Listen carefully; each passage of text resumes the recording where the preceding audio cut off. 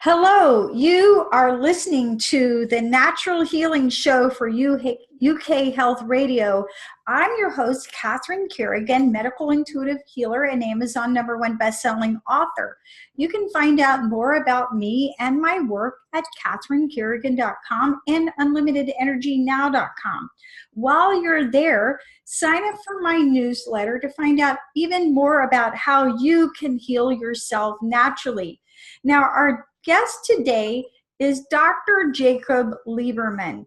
Dr. Jacob Liberman is the author of Luminous Life, How the Science of Light Unlocks the Art of Living. Dr. Jacob Liberman can be found at jacobliberman.org. That's JACOBLIBERMAN.org. Welcome, Dr. Liberman. It's a pleasure to be with you today, Catherine. Now, Dr. Liberman, for our audience, is both an optometrist and a vision scientist. So, Dr. Liberman, early in your career as an optometrist, you experienced a sudden, significant, and lasting improvement in your vision during meditation. Can you share with us what exactly happened? Yeah, first of all, I should let you know that when I went into practice in the early 70s, I immediately noticed that all the patients were coming in continually. Their eyesight was deteriorating from year to year. When I started looking at the statistics, I realized that it's the world's biggest health epidemic is people's eyesight deteriorating, yet hardly anyone is born needing glasses. Because I was one of those people, and I'd been wearing glasses for 9.5 years, I decided to do an experiment on myself to see if I could improve my vision or at least reduce my dependency upon glasses, because without my glasses, I couldn't drive, I couldn't see well at distance. In fact, when I looked at the eye chart, I could only see the big E. All of these little things that I tried to do helped. But one day I had this very extraordinary experience that's hard to explain to you. I had been a meditator for several years, and on this particular Sunday, I closed my eyes, took my glasses off to go into my daily meditation. And somewhere in the process of this meditation, it was almost as though I, the individual Jacob, just disappeared. I can't explain to you exactly what happened, but what was evident was that everything was clear. My eyes were closed, but it felt as though I was aware of everything in the room, and everything was crystal clear. Everything was quiet. There was an incredible level of quiescence that was healing. Just by itself, healing. About 20 minutes later, whenever I completed my meditation and I opened my eyes, my eyesight was clear. Not something that one would expect being a scientist and a physician. And I was rather awed by it. I didn't know what had happened. So I got into my car and drove to my office. Excuse me. As I drove to the office, I noticed I could see all the license plates and street signs and billboards, and I was like amazed, like what could have possibly occurred here to create this? And I got to my office, I sat in my examination chair, I checked myself on numerous eye charts, and I was consistently seeing 300% better than I had been before. And at this point, I wasn't sure whether to be excited or to be scared, because I had no idea what had occurred here, and this certainly wasn't supposed to happen. So I sat myself behind my measurement equipment, and I started to examine myself. I couldn't see the lenses that I was adjusting in the device, but I went through the same process I would go through with one of my patients. And when I completed and I came out from behind the device, I thought, maybe my prescription is weaker now since I'm seeing better. But when I actually looked at the device, the prescription on the machine was almost identical to the prescription in my glasses. In other words, my eyesight improved by 300%, but my prescription didn't change at all. And that really stunned me. And it took me a while of being with that until I realized that there's something more to vision than just the eye and just the brain and perhaps even just the mind. I should tell you, that occurred 42 years ago. I have never had a pair of glasses on my face for distance or for reading since that day. I'm 70 years old now, and I see really well for reading, and I see quite well for distance. The takeaway for your listeners is not so much about my story. It's about the fact that sometimes we are graced to enter a state, which I don't know how to describe, where my sense is that the body can go back to a default setting. It can go back to somewhere where it was in the beginning, if you will. Maybe this is similar to what occurs when someone has a spontaneous remission from some serious disorder. I don't claim to know exactly what occurred, but all I can share with you is I'm living proof that something profound like this can occur. And so for the last 42 years, I've really been looking both through research, through other people's research, through clinical work, and through my own direct experience as to what is the mechanism within our humanity that experiences this phenomenon called life. You mentioned when you were telling your listeners about me that you're an intuitive on some level. Maybe you said a medical intuitive. I'm not sure exactly the word you used, but what I heard you say means that often you see things without looking. Yes. That you see things without your eyes. Well, what's really fascinating to me is I have come to realize that there's a part of us that notices everything. It not only notices the external world, and it notices all the sensations in the body, but it is also that which notices when the mind is active.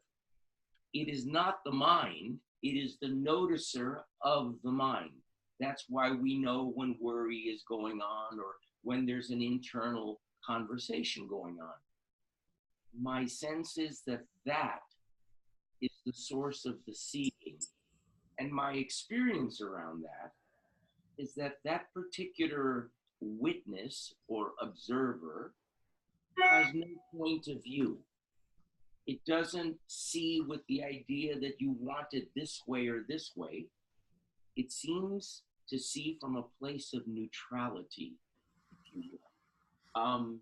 It's interesting, years ago, Ralph Waldo Emerson described this beautiful place. He said there's a principle which is the basis of things. In other words, he's saying there's something fundamental to everything. And then he goes on. It's a simple, quiet, undescribed, undescribable presence dwelling very peacefully in us. Mm. We are not to do, but to let do, not to work, but to be worked upon. What he was in essence saying is that life occurs by itself. Now, most of us would say, oh no, I was led to believe I have to make everything happen. But if you look at Mother Nature, you realize that it goes on all by itself. The planets orbit around the sun. There's no one up there pushing them. nature is continually changing through the seasons, the tides. Our heart is continually beating without us doing anything. Something is breathing us continually without any effort. The body regulates itself just like Mother Nature continually. And yet we've been led to believe that without thinking ahead, without making things happen, the world will come to an end. What this book, Luminous Life, is about is that every cell of our bodies, like the cell of every creature in the universe, like the cell of every plant in the universe, each of those cells is continually guided by a fundamental energy in this universe, which physicists refer to as light, which spiritual people refer to as light, which the Bible refers to as light. They think they're speaking about something different because they use different terminology, but they are actually describing the same thing in the exact same way. So just as a plant, their development, their growth, their entire life's journey is inseparable from their relationship with light. Humans and animals literally respond to light just like a plant. I'm not speaking in some hypothetical sense. I'm speaking in an actual scientific sense. Every cell of the body, all the trillions of cells we have, they each have eyes. And these eyes are designed to detect and respond to light. Now, when we think about light, everybody thinks, oh, I know what light is. I look out my window, it's full of light. No, what we experience when we look outside is not light. We experience a perceptual phenomenon, which you could call brightness. Light in and of itself is totally invisible. It's not only totally invisible, it's the underlying energy from which all of life emerges. That's why the renowned theoretical physicist David Bohm said, all matter is frozen light. Light holds the potential for all that exists.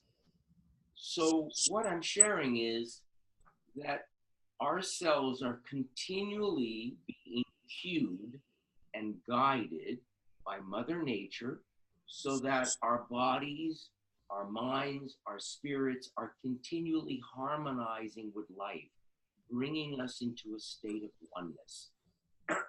Our health and our wellness on every level is related to how congruently and coherently we are in harmony with life. Mm-hmm. That congruence and coherence could be what we call presence. And what I've come to realize as a vision scientist is I was led to believe that our eyes are designed to look. But actually, that's not correct. Our eyes are designed to see. And they only respond when light grabs their attention. That's why we all use the expression, it caught my eye. But we rarely ask what the it is. The it is the intelligence of life imprinted in the energy called light. So life is actually looking for us, guiding us continually in the same way the planets are guided through their orbit. Why are we guided? Because each of us has a purpose for being, no different than an apple tree that has a purpose to create apples.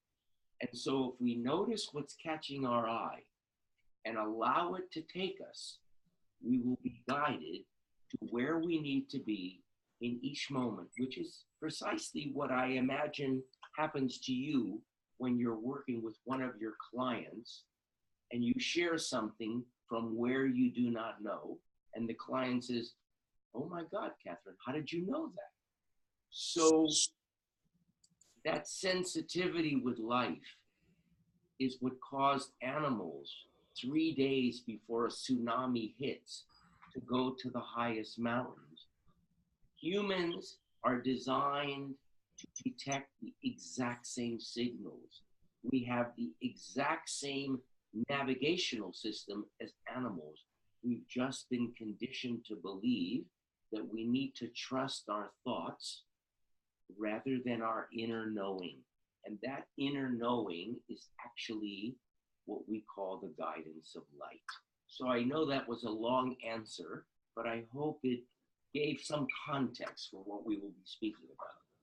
Well, this is very hopeful because for our audience, we're all into natural healing. And what you're talking about is spontaneous healing of your own personal vision, which has then informed your work for the past 42 years.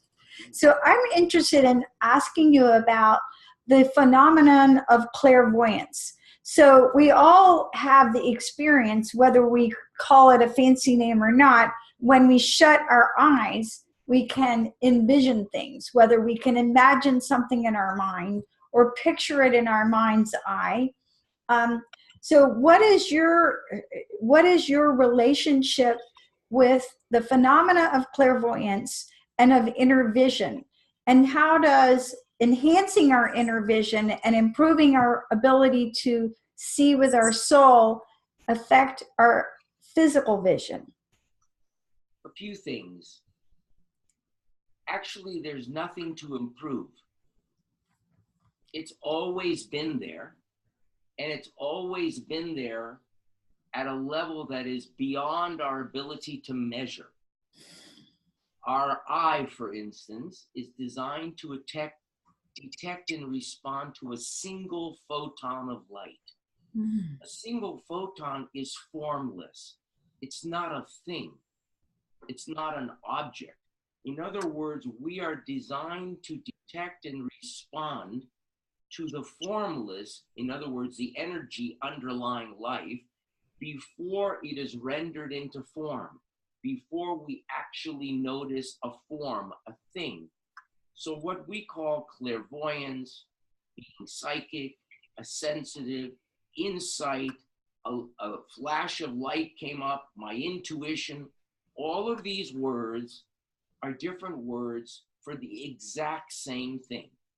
I'll see if I can share with you what that is at a level of making it easier to understand. If you go out into the forest, you will see creatures out there that live in the wild. It could be a deer or a squirrel or a bear. Now, these creatures, when it starts to get cold, they don't all of a sudden say, oh my God, I forgot to go to the store to get my overcoat. Something inside of them is always ready to go with whatever the weather it is.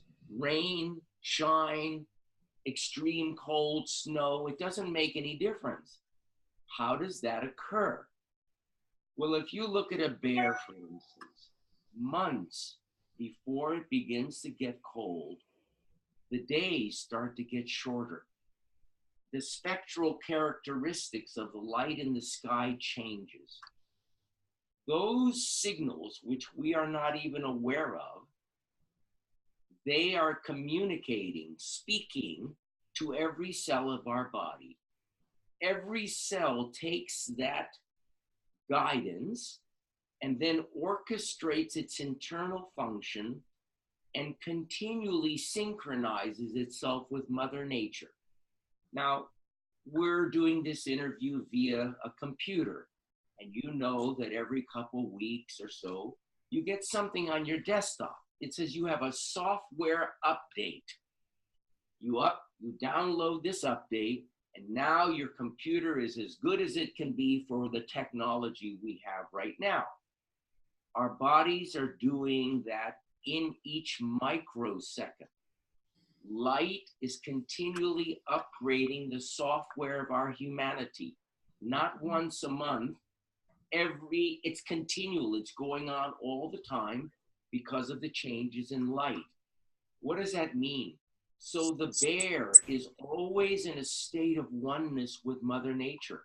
So when it begins to get cold, the bear's skin has gradually thickened over the last 2 months. Their hair has gotten thicker to keep them warm. Their physiological functions have adjusted to shorter days, colder temperatures. They don't have to do anything. Everything is being done for them free of charge. That process is going on in plants and in all creatures, including human beings. The bear is not even aware that this is going on. It's occurring, it's just part of the life's experience. So now let's talk about humans. When this is going on within us, which it's going on all the time, we are continually receiving a sense about things.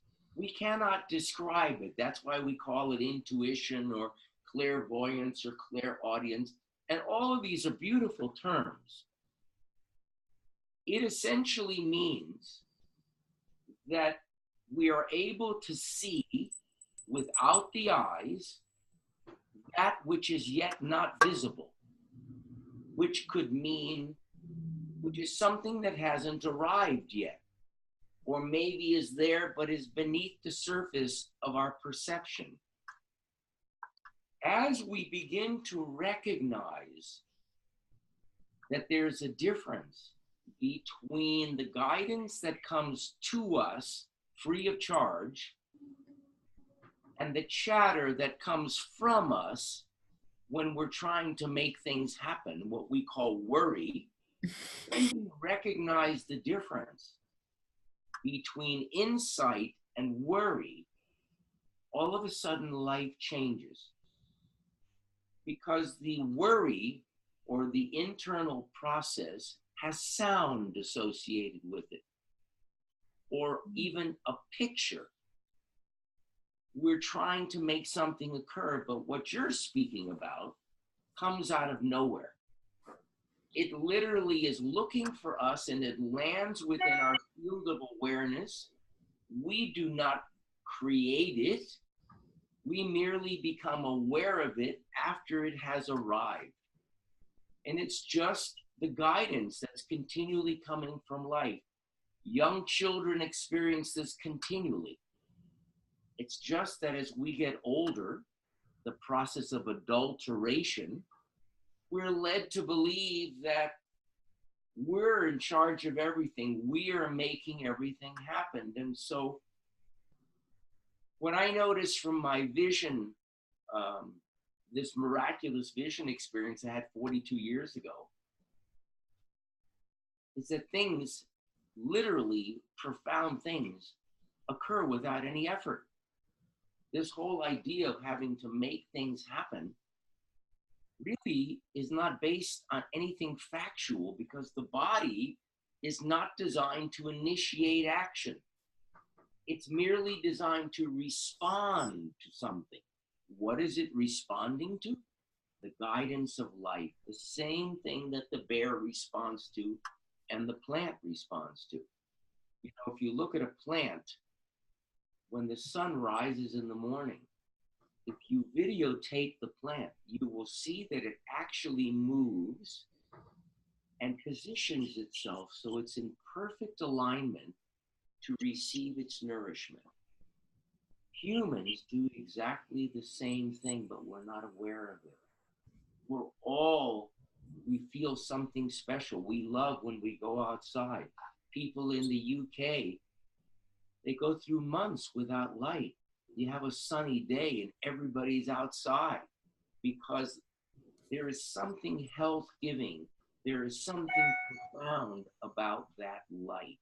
So in terms of clairvoyance, when we become aware of just what I'm speaking about and what we're discussing, all of a sudden we begin to realize that our lives are guided, and we begin to attend to things that we have no idea where they come from.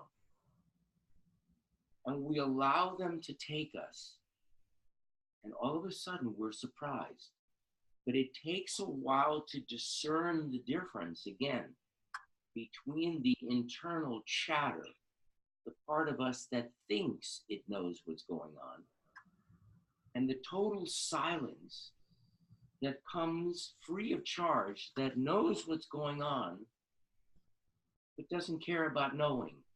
Because there's a part of our nature that's totally silent. It sees everything.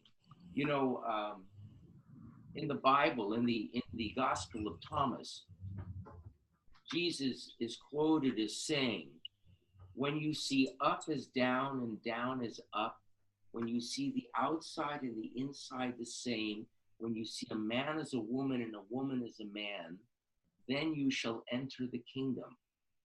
What he was saying is, not when you see things this way or this way, right or wrong, black or white, I like it, but I don't like it, but when the seeing part of us sees from the middle, from a place of no point of view, the doors open. The great Zen patriarch Sengsten, 1400 years ago, expressed it differently when he said, the great way is not difficult for those who have no preferences. When love and hate are both absent, everything is clear and undisguised. Make the slightest distinction, however, and heaven and earth are set infinitely apart. If you wish to see the truth, hold no opinions for or against anything. If you wish to see the truth, just think about an eye doctor considering that. If you wish to see the truth, and then you ask, what is truth? Well, Jesus said, the truth shall set you free. If you look at a thesaurus, you realize that the word truth means the opposite of belief. All of the things we believe are theories, ideas, a thought, something that came to mind. But truth is something different, something everlasting, something that doesn't literally change. When you see something with a client, you never question it because it's just a knowing. It isn't, I think there's something going on. It comes to you with such a, like lightning. It's just so powerful that there's an absolute knowing. That's been happening to me since I'm a child. And so I can relate to the work that you are doing because I may have had a doctor and scientist outfit on. But, you know, we used to say the most important part of doctoring was a bedside manner, the ability to just be human, the ability to use your intuition as well as your clinical knowledge. So many doctors have lost that skill today. But that is a profound skill, which is the ability to see without looking, the ability to notice what's guiding you, the ability to trust your belly brain. So the whole book is laying a foundation, both from science, from clinical work, and from direct experience of precisely what your work is about and what all of our work is about, to just notice how life can be not only luminous, but how we can live more in a place of content. Now, I want to ask a couple questions for our audience in the UK. So in the UK, we live at a latitude on the planet where it's very possible for people to get seasonal affective disorder because they're not getting the therapeutic light, especially during the winter time. And I know for a lot of my clients, I recommend light boxes. In the US, there's a company called Alaska Northern Light Box, and they make light boxes that are used at the VA hospitals. What is your recommendation for people who live at latitudes on the planet where they're not getting enough sunlight? And what is your recommendation about light boxes using light therapeutically? There are a lot of SAD lamps, and I'm sure most of them are the same as the others. They're all based on the same work, but you don't even have to have a lamp. They put light inside of a cap, a baseball cap, that you can literally put on your head and have the treatment for a short period of time each day. They have dusk and dawn simulators, lights that gradually go on in the morning and naturally awaken you just like you would from the sun. Many people that ask me about this, and they say, gee, I don't have the money to buy a big expensive light box. I said, go get a halogen floodlight, a couple of them. They're inexpensive. You can get them from the hardware store. I'm not speaking about LED lights. I'm not speaking about fluorescent lights. I said halogen floodlight. Put it near your breakfast room, and when you're having breakfast, put the light on. For 30 minutes or so, you will find it will make a big difference. It's important to get outside. Even when there's not a lot of light, get what little light you can, take a little walk, whatever you need from that. And the important thing is to get to bed at the appropriate time and wake up in the morning. 26 years ago, when my first book, Light Medicine of the Future, which really broke this whole science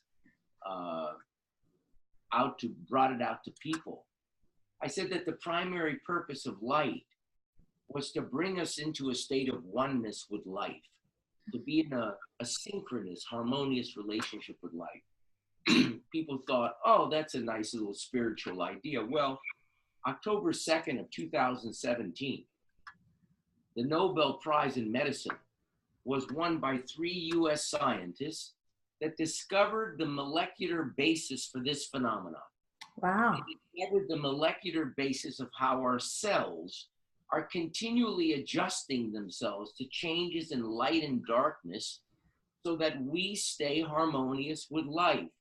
They give the example of people flying, let's say, from the UK to Hawaii, where I live.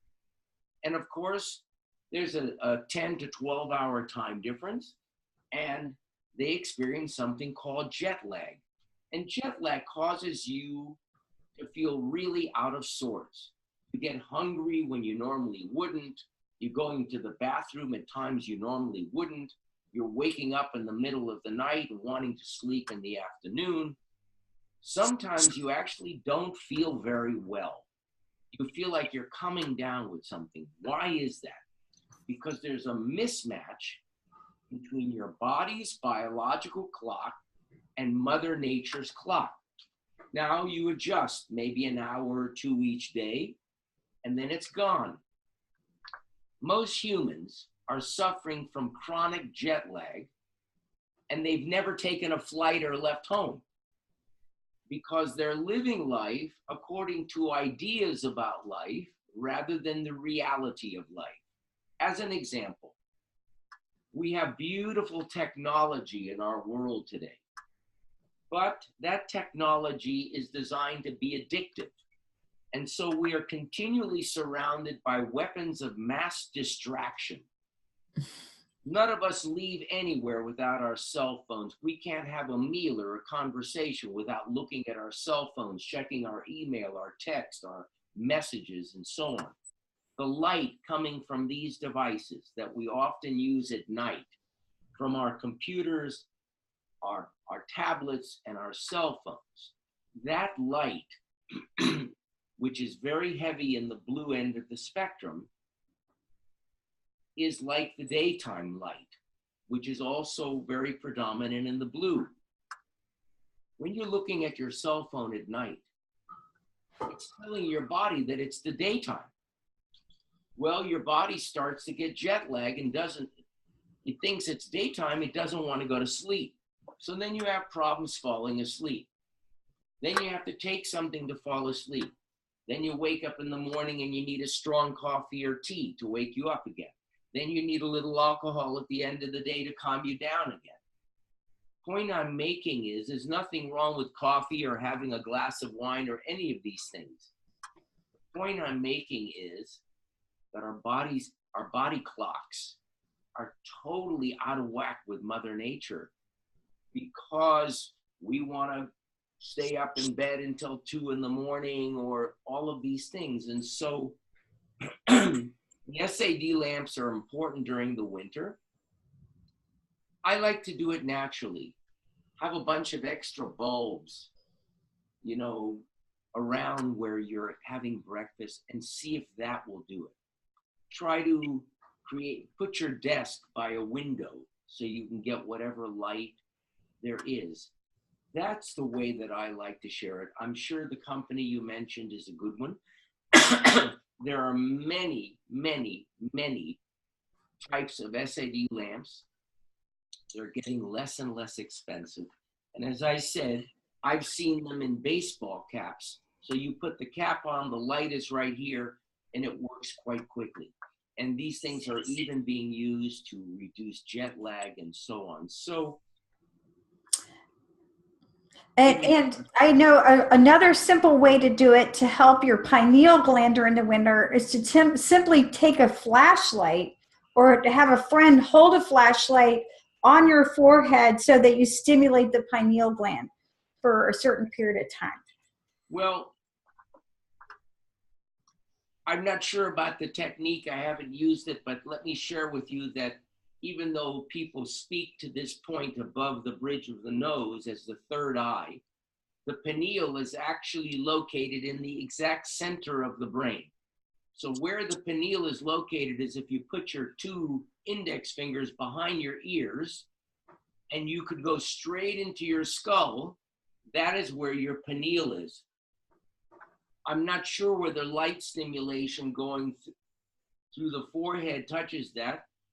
If you have found that it's beneficial, I think people should at least give it a try. Most of the light that influences the pineal is coming through the eyes, directly through the eyes, because 3/4 of the light that enters our eyes is not for eyesight. It goes to the parts of the brain that control every life-sustaining function we have.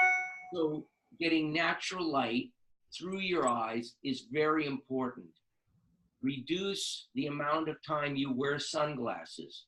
There's nothing wrong with wearing sunglasses if you're driving into the sun or on a boat or you're skiing, but to wear them just because you go outside, that's not healthy. So get minimum daily requirement of sun when you have it. Use some kind of lighting inside.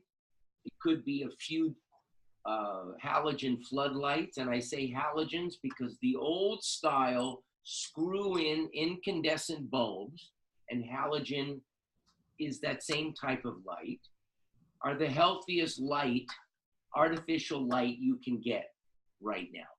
And so use that in the house, and you'll probably find that that will really be helpful.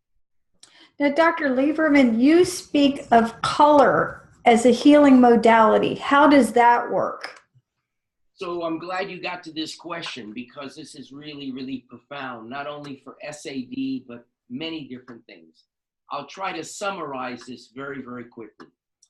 Light is the energetic foundation of life. It is the formless energy from which all this form emerges. What we perceive as color are different portions of the light spectrum. What I discovered 40 years ago is that people are comfortable with certain colors and uncomfortable with others. And after working with tens of thousands of people, I discovered the colors we're comfortable with are energetically aligned with those experiences in life that we have ease with.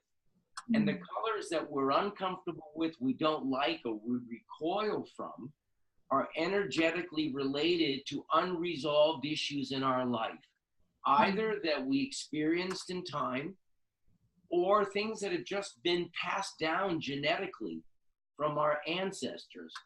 And so over the last 40 years, I've developed a way of using color that helps desensitize us from a lot of these emotional triggers.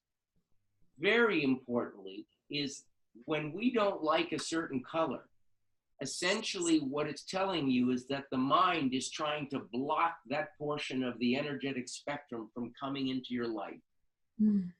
That not only affects the health of organs within specific chakras, that's what I've noticed over the last 40 years, but it doesn't allow the full spectrum of light coming in, so we become light deficient.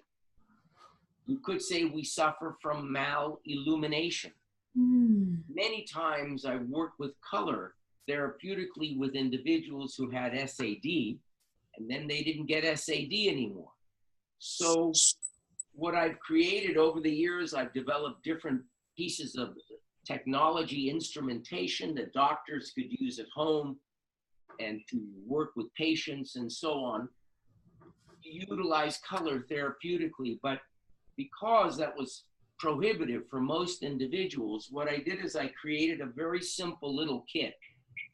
It's called the Spectral Receptivity System 3. And what it is a set of simple 13 pairs of glasses.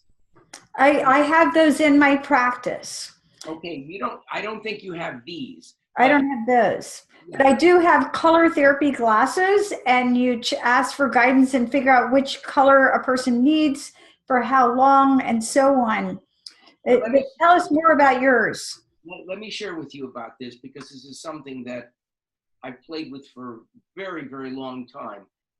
In order to make it simple, I put them into little cardboard frames, but they're very sturdy cardboard frames. I actually have them made in Belgium.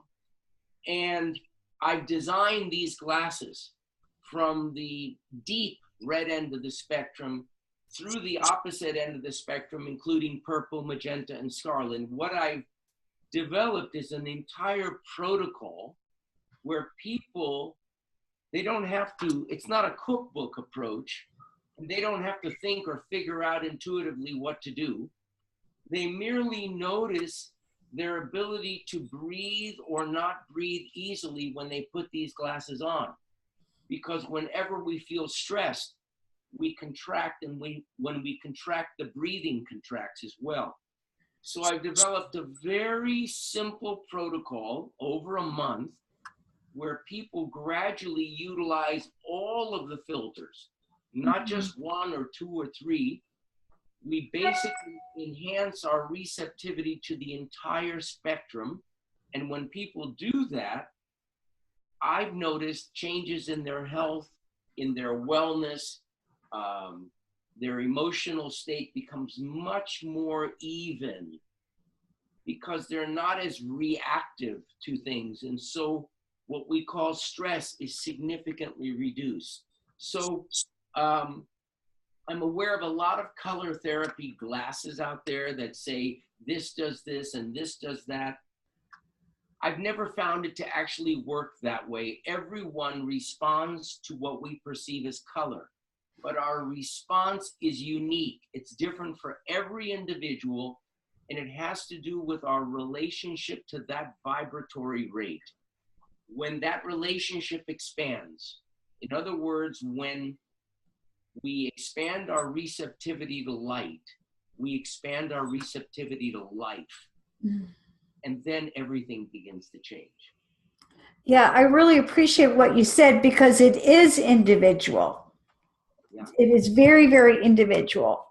Now, what do you mean when you say we can live on light?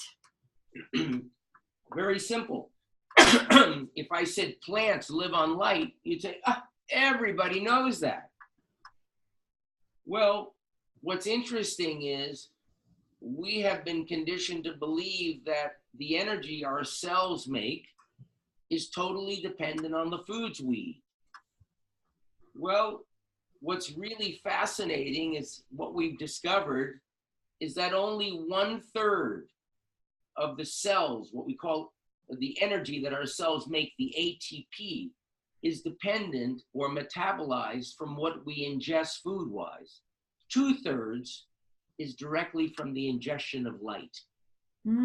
So I'm not suggesting people live on light or stop eating or any of those things, even though there's a chapter in the book that speaks about that, because what I'm trying to share is not about living without eating. What I'm trying to share is how profoundly we are impacted by light, and that we respond to light very similarly, if not identically, to the way a plant does. And so when we begin, the book shares things that I've never actually seen written before that are very commonsensical, and then they're supported by science so that people can begin to see things in a new way. Why is that important? Because awareness is curative.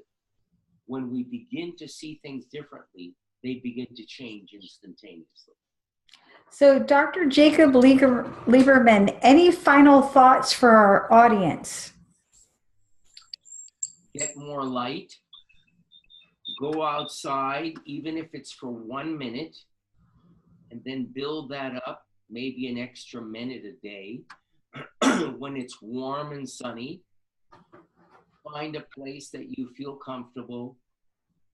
Take off your shirt or wear shorts so that large sections of your body can get the sun, because every disease of civilization, cancer, heart disease, diabetes, osteoporosis, macular degeneration, even Alzheimer's, are all related to vitamin D deficiency.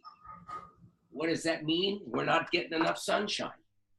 So just getting outside in the sun can make a huge difference in terms of your health and your wellness and your state of mind.